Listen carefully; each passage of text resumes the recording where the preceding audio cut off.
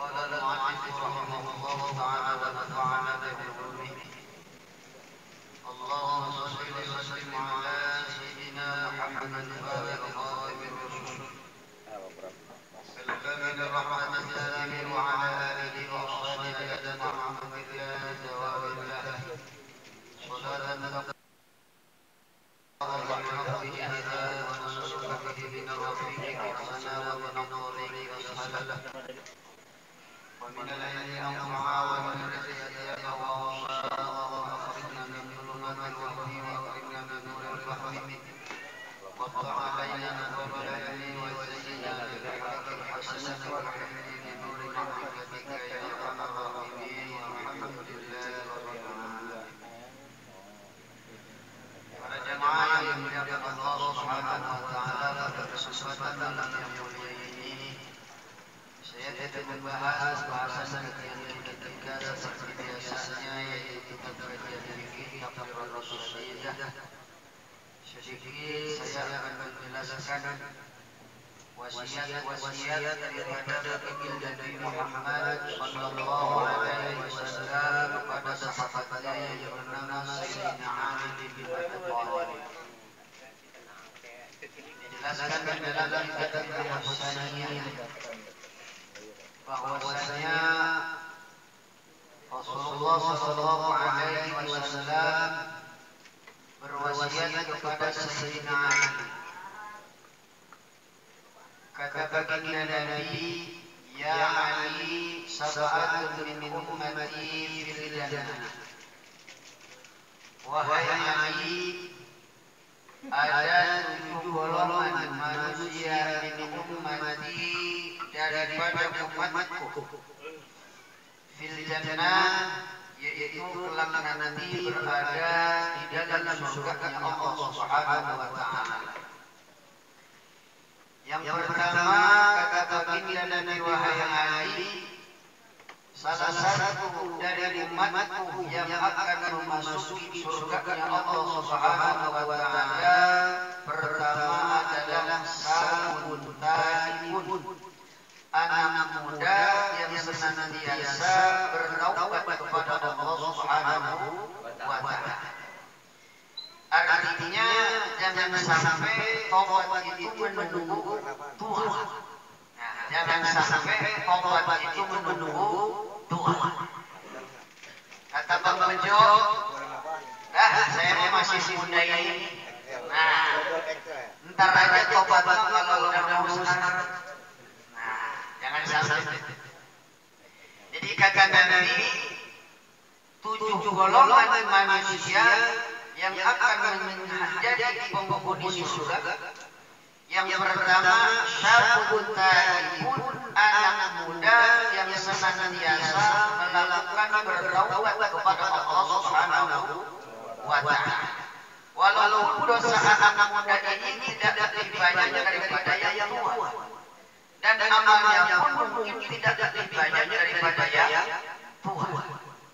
Artinya begini, yang tua itu amal solehnya mungkin lebih banyak daripada yang muda, maksiatnya pun lebih banyak. Dan begitu ya. Bisa saja yang tua ini amal solehnya lebih banyak dibanding yang tua, lebih dosanya pun lebih banyak daripada yang muda. Kan begitu.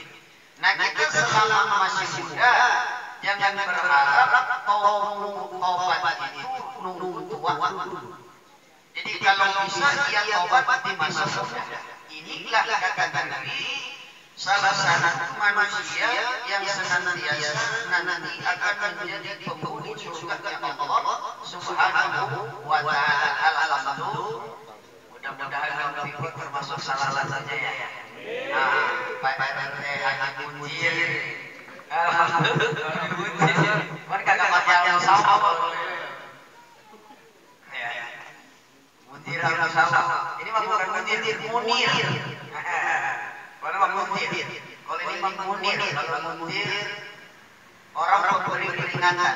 Kalau Munir orang yang percaya. Cuman kira-kira percaya ini. Yang pertama adalah syabun taibun, orang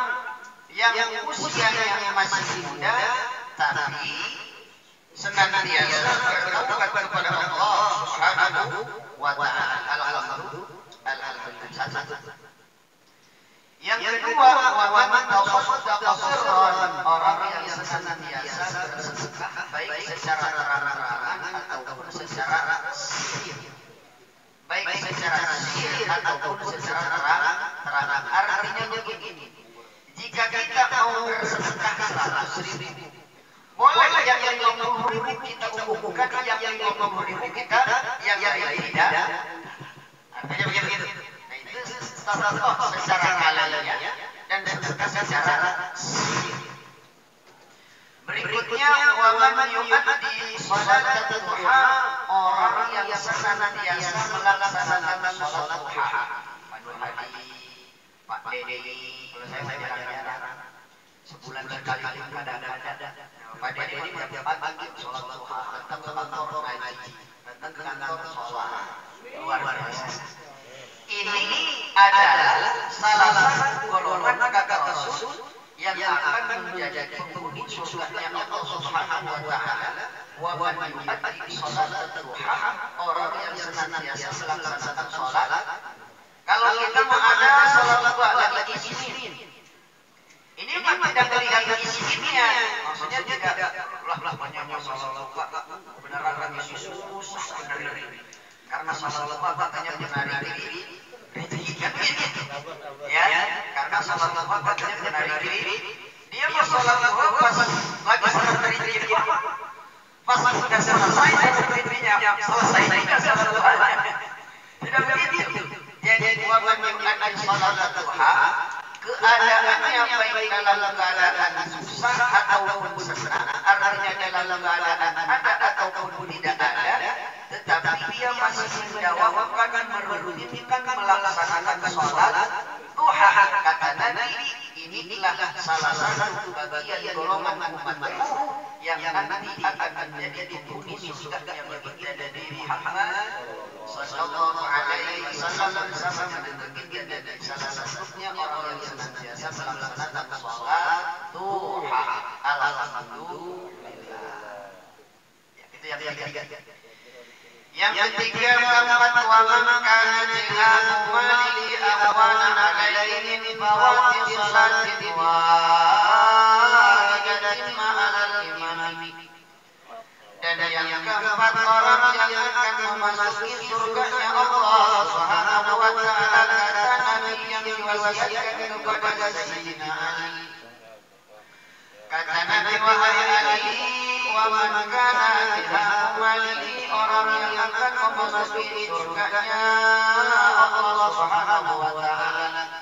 Yang keempat, orang yang hilang hartanya awan alaihi, itu lebih mudah dibawah sholatin wahidatin dibandingkan kehilangan sholat satu waktu. Artinya dia lebih rela kehilangan harta dibanding kehilangan sholat 5. Kira-kira kita bisa luar biasa. Kalau kita masih sayang dengan harta, masa bodoh sholat juga masih ada. Begitu ya. Jauh berbeda jalan iman ini untuk menjadi penghuni surga. Mudah melepaskan harta yang kita miliki, kita lebih memilih mementingkan sholat 5. Kalau kita sebaliknya. Kalau kita sebaliknya, tapi insya Allah Pak Amin kagak bisa. Pak Amin saya masih sholat. Woi, subhanallah, alhamdulillah, walaupun perkara hilang di sholat aja. Alhamdulillah, subhanallah, inilah kata Nabi, bagian-bagian atau ciri-ciri orang yang akan memasuki surganya Allah Subhanahu wa taala yang diwasiatkan oleh Nabi kepada Sayyidina Ali bin Abi Thalib. Kedudukan Sayyidina Ali yang mantu Nabi, ya sahabat Nabi. Seorang politikus Sayyidina Ali, anak muda cerdas, anak muda jadi jenius luar biasa. Tapi pengorbanan Sayyidina Ali dengan Rasulullah itu luar biasa. taruhannya nyawa untuk Rasulullah sallallahu alaihi wasallam. Maka sahabat paling muda yang membela Rasulullah di dalam berdakwah dengan Rasulullah adalah Sayyidina Ali bin Abi Thalib. Makanya dijadikan mantu oleh baginda Nabi Muhammad menikahkan dengan putri Rasulullah yang bernama Siti Fatimah. Dari Fatimah terlahir Hasan dan Husain. Dari Hasan dan Husain terlahir Syahid, terlahirlah dari situ. Dari Hasan dan Husain. Jadi yang keempat, orang yang akan masuk ke dalam surganya Allah. Min ummati, dari umatku, kata Nabi wahai Ali, orang yang lebih rela kehilangan hartanya dibandingkan kehilangan sholat walaupun satu waktu. Subhanallah. Ini susah. Kita masih mending kerja, masih mending usaha, sholat masih ada lain. Apalagi yang kelima, mandamat aina min khasyatillah, dan yang kelima wahai Ali, orang yang akan menjadi penghuni surganya Allah Subhanahu wa taala, orang yang meneteskan air matanya min khasyatillah, karena takut kepada Allah Subhanahu wa taala. Kurang mencuri belele sehingga Allah ulang lantaran bersusah. Ya.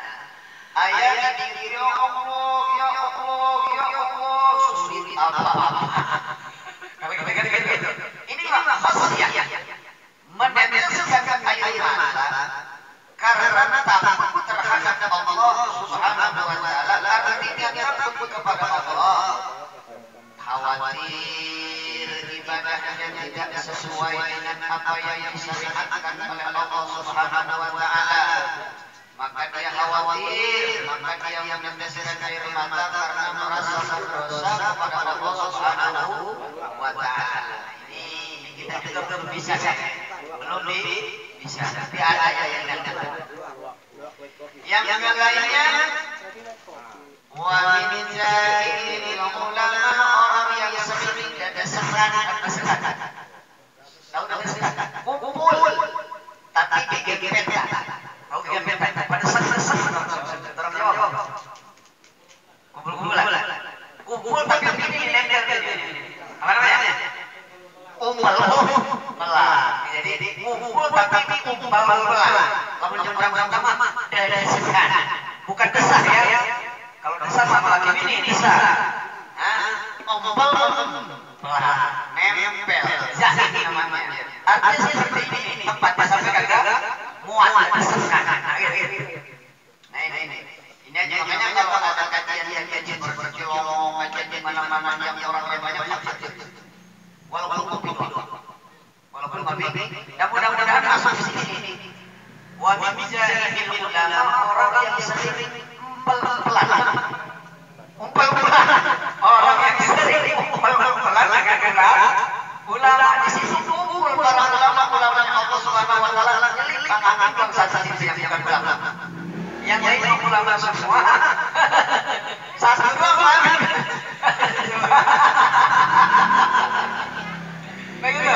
Jadi orang yang sering umpel-umpalan adalah dengan ulama. Inilah kata Nabi kepada Sayyidina Ali, orang nanti yang akan memasuki surga Allah Subhanahu wa taala. Subhanallah. Kayaknya yang ini agak mudah. Itu pun kalau berani. Tapi kalau berani tontonannya keren. Udah kayak Habib. Beo. Habib Pakistan.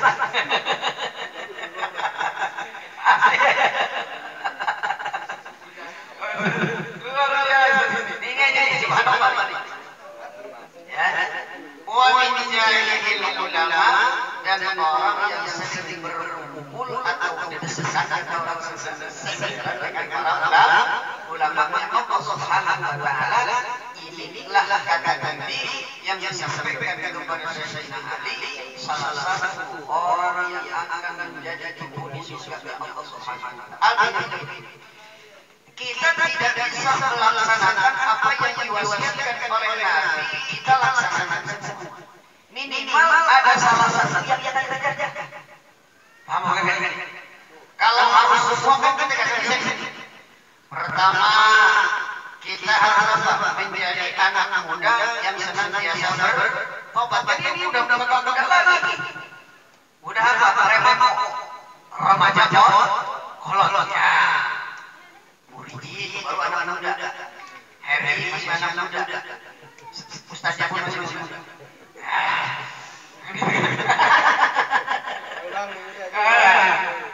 Tapi jangan mentang-mentang muda gak bertobat. Seraja lah, bapak bentuk tua. Jangan sampai jadi muda senang bertobat kepada Allah. Artinya sering mengingat Allah, kembali kepada Allah. Inilah salah satu orang yang akan menjadi penghuni surga Allah Subhanahu wa taala. Oh, kagak muda terlewat karena ngajinya pas-pas pensiun. Nah, ngajinya pas-pas pensiun berarti sabun ini kagak masuk berarti. Berarti remako lah. Di sini kagak ada remako saja. Di sisinya sabun tadi pun anak muda yang mau bertaubat. Bejo masih muda. Kita tidak bisa yang ini. Mantan sosok oh, udah kagak bisa cuma masa sedekah. Dan sedekah ini bukan dengan harta doang. Kadang-kadang ngomong sedekah begitu kita ya. Sedekah tergantung bagaimana kemampuan kita. Kata Nabi, maka lahu malun falyatasaddaq bimali, siapa saja orangnya yang punya harta sedekahlah dengan harta. Wa man kana lahu ilmun falyatasaddaq biilmihi, orang yang punya ilmu gagasan saran sedekahlah dengan ilmu. Kakak mikir kira-kira ini masjid bagus bagaimana ini saya ini saran saya begini nih. Berarti ilmu gagasan yang bermanfaat itu pun bentuk sedekah. Contoh kayak gini apa berarti? Wah, gagasannya nyetir yang saya apa? Papi. Ini kan kagak punya duit semua nih di sini. Kagak punya duit semua.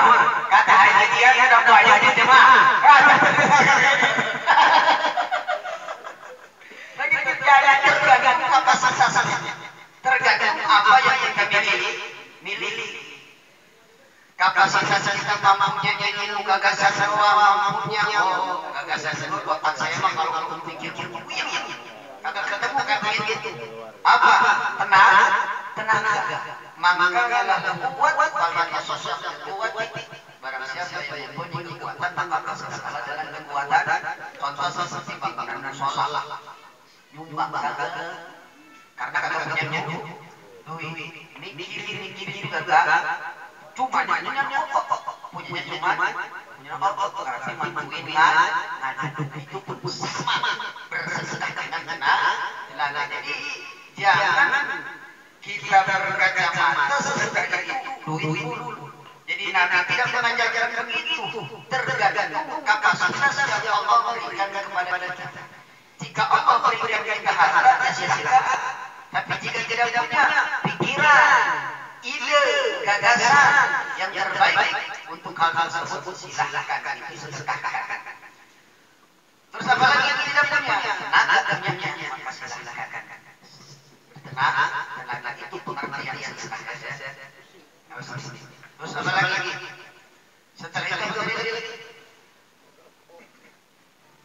Setelah sedekah harta, kita pikiran kita tidak bisa semua. Tidak bisa sedekah kagak punya tenaga, udah kagak punya, udah mumet. Berarti dengan jalan sholat duha. Dengan jalan sholat duha. Dengan jalan sholat tapi salah banyak tidak berharap rezeki. Tidak doa Allah mengingatkan diri bisa mampu ya Allah. Tidak diriku masih di atas lagi bukan ya Allah. Tidak berharap begitu. Artinya memang murni melaksanakan perintah Rasulullah Shallallahu Alaihi Wasallam perintah salat duha. Kira-kira bisa sepertinya insya Allah. Bisa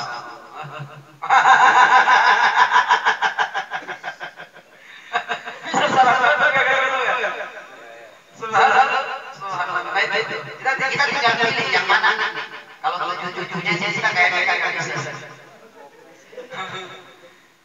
mana? Pilih yang mana? Berikutnya wa man kana biharu mali ahwan alaihi fawati sholatin wahidah, dan berikutnya orang yang lebih rela hilang hartanya dibanding hilang ketinggalan sholat. Ini juga kita masih berat kayaknya masih berat nih. Rumah ayah ini tinggalin sholat nih, orangnya hilang nih. Kalau kita kan di situ ya. Nah, berarti ini nggak bisa. Pak Munir, insya Allah bisa. Berikutnya waman jamat bainahu, orang yang mengalir keimanannya menetes keimanannya karena takut kepada Allah Subhanahu wa taala. Yang terakhir wa bijahil ulama, orang yang sering kumpulan dengan ulama walaupun bukan ulama, artinya sering bergaul dengan para kiai, para ahli ulama walaupun dia bukan ulama. Ini majalis ulama, saling ikut bersama ulama Allah Subhanahu. Ulama itu berarti di sini ulama jamaah. Kalau satu kiai, ulama berarti lebih daripada satu. Itu namanya ulama. Makanya di organisasi BNN pun namanya Nahdlatul Ulama. Kebangkitan para ulama. Kebangkitan para ulama berarti lebih daripada tiga beratus berpuluh barang berkajut.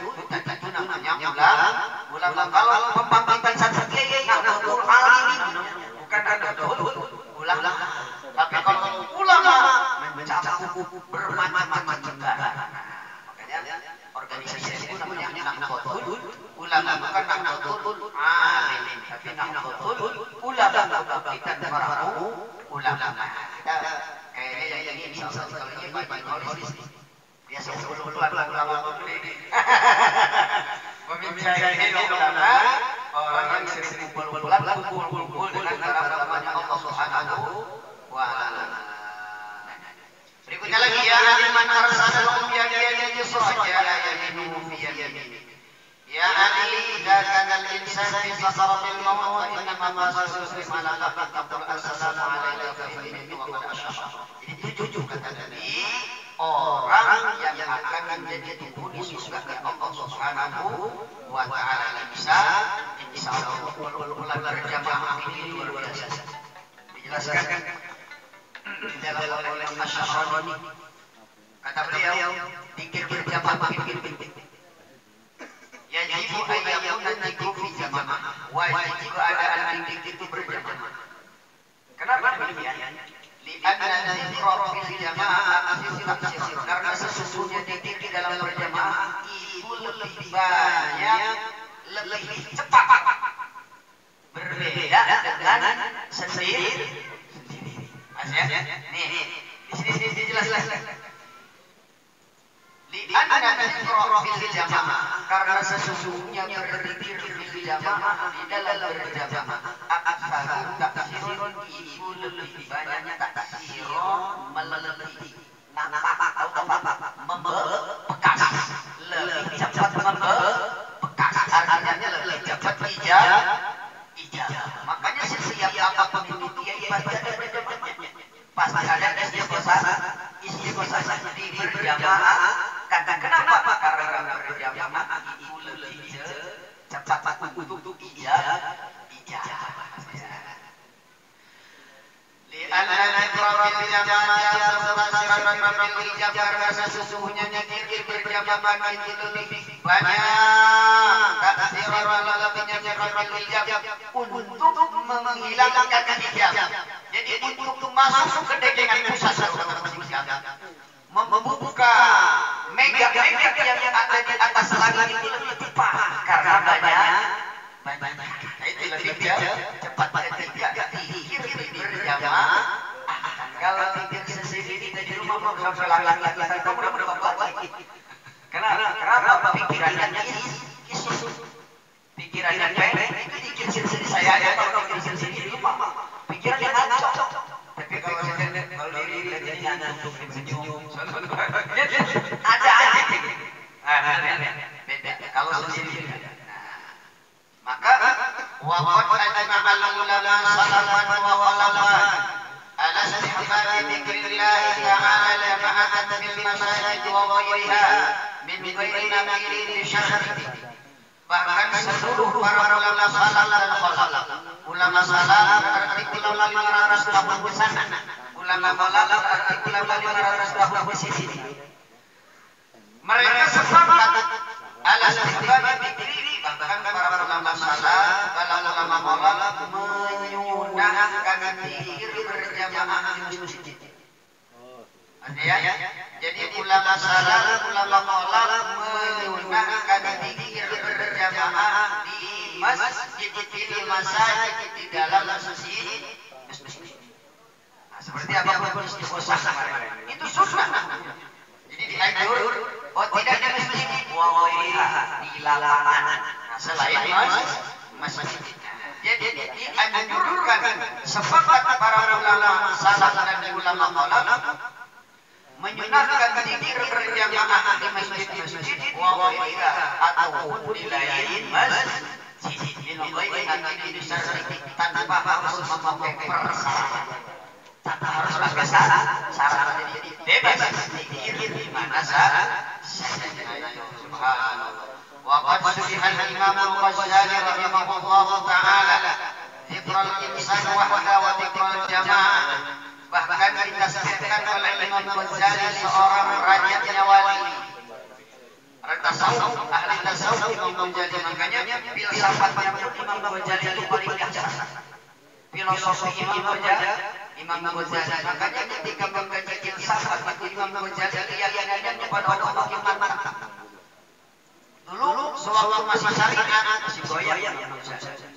Tetapi ketika sudah masuk ilmu tasawuf, hakikatnya memang mantap, masuk ilmu filosofi lebih mantap lagi, karena ilmu filosofi itu kaitannya dengan ilmu tasawuf. Filosofi kalau belajar filsafat itu kaitannya dengan ilmu tasawuf. Makanya banyak orang yang tersesat mengkaji filsafat. Kenapa? Karena tidak ada logis, karena tidak ada logika, karena tidak ada logos. Kan gitu. Sedangkan ilmu filsafat harus logis. Makanya banyak orang yang sesat mengkaji ilmu filsafat, apalagi filsafat mengenal falsafah, karena filsafat adalah ilmu akal.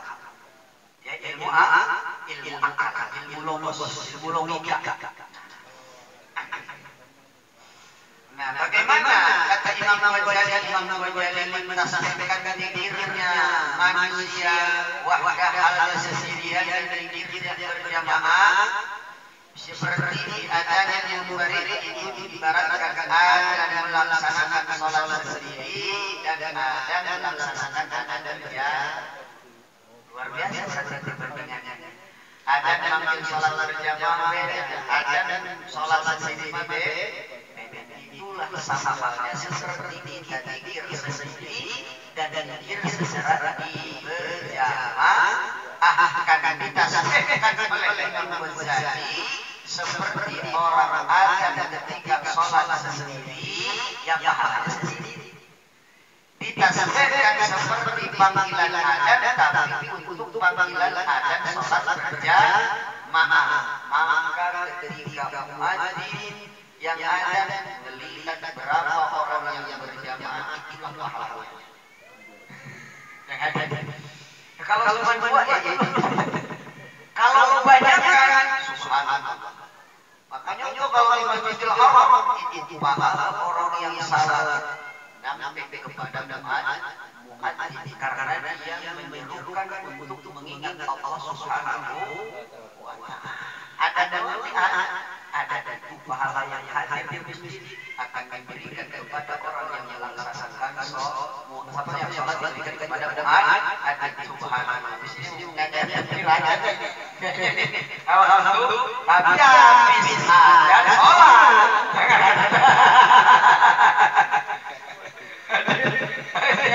Habis ada sholat, aku mana aja enggak. Maksudnya subhanallah, itulah bedanya. Ditasabkan oleh Imam Ghazali zikir berjamaah seperti adzan dan berjamaah, artinya adzan panggilan sholat berjamaah, artinya begitu banyak dahsyat keutamannya dan fadilahnya. Makanya alhamdulillah makin banyak zikir, makin banyak orang yang berzikir kepada Allah, makin berseru kepada Allah, maka makin cepat dijawab doa oleh Allah Subhanahu wa taala. Alhamdulillah, pantas kita selesai sejak pikirnya sendiri itu pun sambil nyelam, mencoba kalau berjamaah akan bisa. Alhamdulillah, mudah-mudahan walaupun sedikit dan sekelumit apa yang disampaikan oleh Imam Syafi'i dan baginda Nabi Muhammad sallallahu alaihi wasallam memberikan wasiat kepada sahabat yang bernama Sayyidina Ali bin Abi Thalib sebagai mantunya. Mudah-mudahan ini menjadi motivasi hidup kita ada salah satu apa yang diwasiatkan oleh Nabi Muhammad sallallahu alaihi wasallam. Ini Allah ya Rabbal alamin. Assalamualaikum warahmatullahi wabarakatuh.